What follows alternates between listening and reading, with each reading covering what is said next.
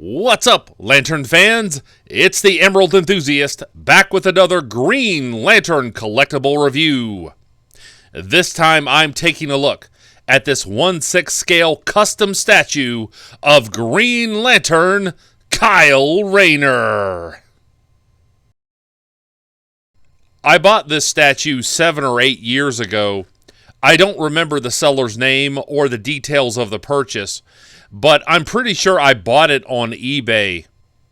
I do remember that it was years before even the announcement of the XM Studio statue, and I was very eager to add any kind of Kyle Rayner statue to my collection. This statue is unique as it combines elements of the original Darryl Banks design with that of the costume that we saw at the end of Green Lantern Volume 3, number 150. This is still a treasured piece of my collection due to its unique nature, so let's go ahead and take a closer look at the statue details now. The pose here is simple but effective. It looks as if Kyle is just recognizing some kind of threat, and he's tensing his body in preparation for action. The boots and the forearm gauntlets are sculpted with precision, and they echo the original Darryl Banks design from 1994. I don't have a lot of criticisms of this statue because it's better than anything I could ever dream of doing. However, there are a couple of areas where I would have liked some minor improvements. One of which is the back of the legs. There's a lack of definition in the hamstrings here, and I would have preferred a little more sculpting there. I also would have liked some kind of symbol on the base, but I'll talk more about that in a minute. Let's have a closer look at the torso now. And I really like that the edges of the green sections all have definite edges, including the collar here, as well as the outside edges of the mask.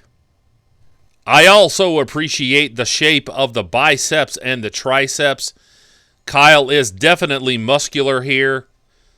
And I really appreciate the anatomical knowledge here because Kyle's stance looks very realistic. Here is a close-up of the chest symbol, and this is masterfully done. You can see that the edges have been sculpted, but at the same time, it kind of ripples and flows along the pectorals, and I really appreciate that element of realism. And with a close-up shot like this, you can see that the green sections have been sculpted in such a way that they look like a layer of fabric over the black sections.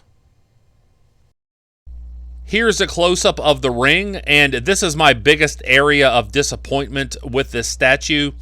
It's obviously undersized, and I can't make out any specific Green Lantern symbol, so I would have preferred more detail in this area. Here's a close-up of the head, and this is not exactly like Kyle's original crab mask, but I do like what the sculptor did here. The mask looks segmented and the white eyes are visible.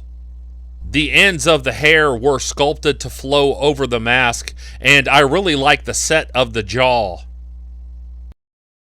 There's a single metal peg on the bottom of the statue's foot, and that ports into the base. The shiny green finish on the top of this base is very eye-catching, but I still wish that there would have been some symbol that Kyle has worn in the comics on this base. I have this 12-inch metal ruler, and when the statue is placed properly on the base, Kyle comes in just under the 12-inch mark.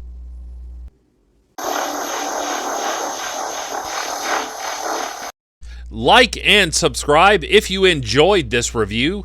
Remember to tell all of your friends about this channel, and also remember to catch me on the Emerald Echo podcast, which is part of Multiverse Musings, the vidcast, and that's available right here on YouTube. And I'll be back with more Green Lantern content soon. But until we meet again, this has been the Emerald Enthusiast, and thanks for watching.